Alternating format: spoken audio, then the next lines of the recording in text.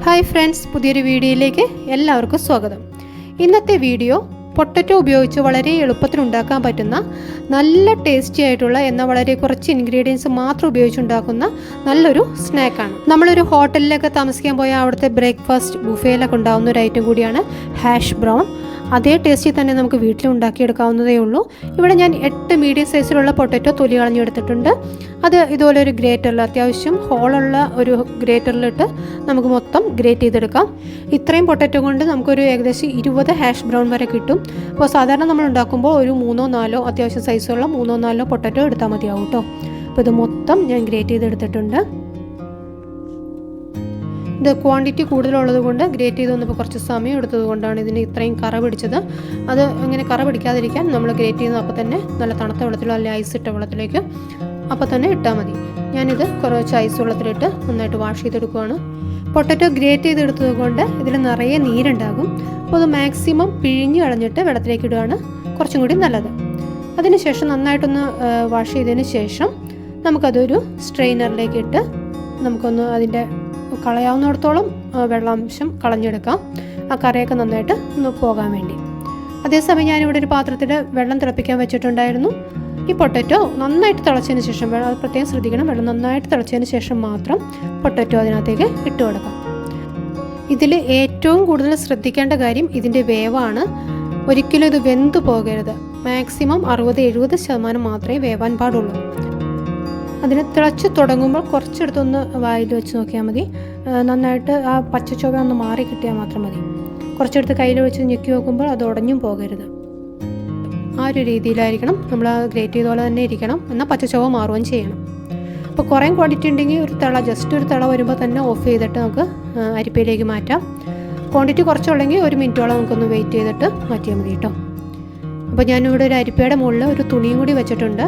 കാരണം ഇത് കുറച്ച് സ്റ്റാർച്ച് ഉള്ളത് കൊണ്ട് നമുക്ക് കൈ കൊണ്ട് പിഴിയുന്നേക്കാളും ഇങ്ങനെ തുണി വെച്ച് പിഴിഞ്ഞെടുക്കുകയാണെങ്കിൽ കുറച്ച് ഈസി ആയിരിക്കും. അപ്പോൾ ചൂടാറിയതിന് ശേഷം നമുക്കത് പിഴിഞ്ഞെടുക്കാം. കുറച്ച് ക്വാണ്ടിറ്റി ഉണ്ടെങ്കിൽ നമുക്ക് കൈ കൊണ്ട് തന്നെ പിഴിഞ്ഞെടുക്കാവുന്നതേ ഉള്ളൂ കേട്ടോ. അതായത് അതിൻ്റെ ജലാംശം മാക്സിമം കളയണം. അതിനകത്ത് നമ്മൾ ജലാംശം കൂടുതലിരുന്നാൽ അതിനകത്ത് നമുക്ക് പൊടികൾ കൂടുതൽ ചേർക്കേണ്ടി വരും. ഇതിന് കൂടുതൽ പൊട്ടറ്റോ തന്നെയാണ് കൂടുതലായിട്ട് വേണ്ടത്. അപ്പം നമുക്ക് കളയാൻ പറ്റുന്നിടത്തോളം അതിൻ്റെ വെള്ളം കളയുക. കണ്ടോ, ഇതേ രീതി ഒരു പിസർ പോലെ നമുക്ക് കിട്ടും.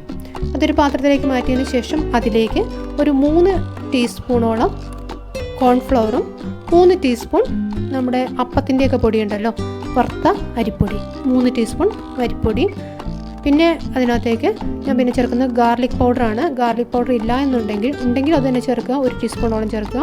അതില്ലാന്നുണ്ടെങ്കിൽ നമുക്ക് വെളുത്തുള്ളി നന്നായിട്ട് ചോപ്പ് ചെയ്ത്, നല്ല തീരെ ചെറുതായിട്ട് ചോപ്പ് ചെയ്ത് ചേർത്താൽ മതി. പിന്നെ അതിനകത്തേക്ക് ചില്ലി ഫ്ലേക്സ്, അതൊരു നമുക്ക് ആവശ്യത്തിന് ചേർക്കാം. ഞാൻ ഒരു ടീസ്പൂണോളം ചില്ലി ഫ്ലേക്സ് ചേർത്തിട്ടുണ്ട്. അതിനുശേഷം നന്നായിട്ട് കൈ കൊണ്ട് തന്നെ നന്നായിട്ടൊന്ന് മിക്സ് ചെയ്തെടുക്കാം. നമുക്കൊന്ന് ഉരുട്ടാൻ പാകത്തിനുള്ള രീതിയിലാണ് അത് കിട്ടേണ്ടത്. ആദ്യം കുറച്ച് പൊടി ചേർത്തിട്ട് നമുക്കൊന്ന് കുഴച്ച് നോക്കാം. കുഴച്ച് നോക്കിയതിന് ശേഷം അതിനകത്ത് വെള്ളാംശം കൂടുതലാണെങ്കിൽ കുറച്ചും കൂടി കോൺഫ്ലവർ ചേർത്താൽ മതി. ഞാനിതിൽ ഉപ്പ് ചേർക്കാൻ വിട്ടുപോയിരുന്നു. അപ്പോൾ ആവശ്യത്തിനുള്ള ഉപ്പും കൂടി ചേർക്കണം. അപ്പോൾ നന്നായിട്ട് നമുക്ക് കട്ട്ലൈറ്റിനൊക്കെ പരത്തുന്നുണ്ടല്ലോ, ആ ഒരു രീതിയിലാണ് നമുക്ക് പരത്തിയെടുക്കേണ്ടത്. അധികം കട്ടി വേണ്ട, ഒരു 1/2 ഇഞ്ച് കട്ടിയിലൊക്കെയാണ് ഇത് പരത്തിയെടുക്കേണ്ടത്. പൊടി ഒത്തിരി ആയാൽ അതിൻ്റെ ടേസ്റ്റ് വേറെ രീതിയിലായി പോകും. അപ്പോൾ പൊടി കുറച്ചും പൊട്ടറ്റോ കൂടുതലും ആവാൻ പ്രത്യേകം ശ്രദ്ധിക്കണം. ഇതിനകത്ത് പല രീതിയിൽ ഉണ്ടാക്കുന്നവരുണ്ട്. ഇതിനകത്ത് ഒനിയനൊക്കെ ചോപ്പ് ചെയ്ത് അങ്ങനെയും ചെയ്യുന്നവരുണ്ട് കേട്ടോ. പക്ഷേ അതിലും എനിക്ക് ടേസ്റ്റ് തോന്നിയിട്ടുള്ളത് ഈ രീതി തന്നെയാണ് കേട്ടോ. ഇതിൽ ചില്ലി ഫ്ലേക്സും അതുപോലെ തന്നെ വെളുത്തുള്ളി മാത്രമാണ് ചേർത്തിട്ടുള്ളത് ടേസ്റ്റിന് വേണ്ടി. അതിനുശേഷം ഇത് പരത്തിയെടുക്കാം.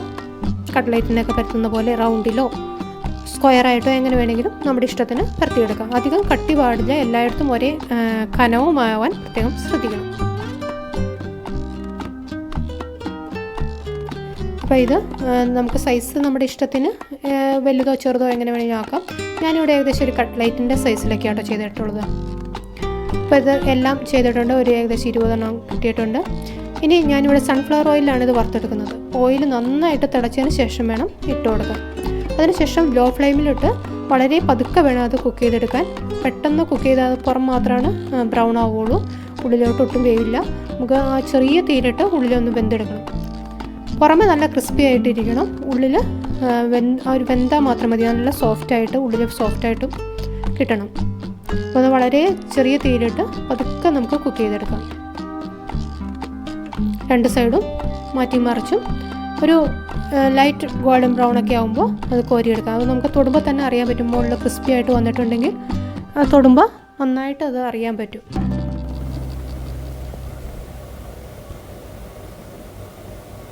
ഇതിപ്പോൾ എല്ലാം നന്നായിട്ട് ബ്രൗൺ നിറമായിട്ടുണ്ട്. ഞാനെല്ലാം ഓയിലിൽ നിന്ന് മാറ്റുക കേട്ടോ.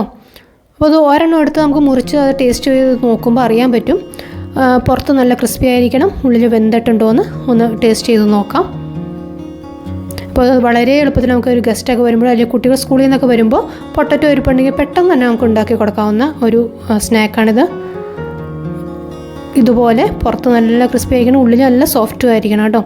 ഉള്ളിലേക്ക് ക്രിസ്പി ആവാതെ പ്രത്യേകം ശ്രദ്ധിക്കണം, അത്രയും അങ്ങോട്ട് ഫ്രൈ ആവരുത്. എന്നിട്ട് ഇതിൻ്റെ കൂടെ ഏറ്റവും നല്ല കോമ്പിനേഷൻ എന്ന് പറഞ്ഞാൽ സ്വീറ്റ് ചില്ലി സോസാണ്. ഇനി സ്വീറ്റ് ചില്ലി സോസ് ഇല്ലയെന്നുണ്ടെങ്കിൽ നമുക്ക് കുറച്ച് ടൊമാറ്റോ സോസും ചില്ലി സോസും കൂടി മിക്സ് ചെയ്തിട്ട് ഉപയോഗിക്കാം കേട്ടോ. നല്ല ടേസ്റ്റാണ്. സോസിൻ്റെ കൂടെ തന്നെ ഉപയോഗിക്കണം. ആ ഒരു കോമ്പിനേഷൻ നല്ലൊരു സോസിൻ്റെ കൂടെ നല്ലൊരു കോമ്പിനേഷനാണ്. അപ്പോൾ ഈ വീഡിയോ എല്ലാവർക്കും ഇഷ്ടപ്പെട്ടെന്ന് കരുതുന്നു. ഇഷ്ടപ്പെട്ടിട്ടുണ്ടെങ്കിൽ വീഡിയോ ഒന്ന് ലൈക്ക് ചെയ്യണം. അതുപോലെ ചാനൽ സബ്സ്ക്രൈബ് ചെയ്യാത്തവരുണ്ടെങ്കിൽ ഒന്ന് സബ്സ്ക്രൈബ് ചെയ്യണം കേട്ടോ. പുതിയൊരു വീഡിയോയിൽ വീണ്ടും കാണാം. താങ്ക്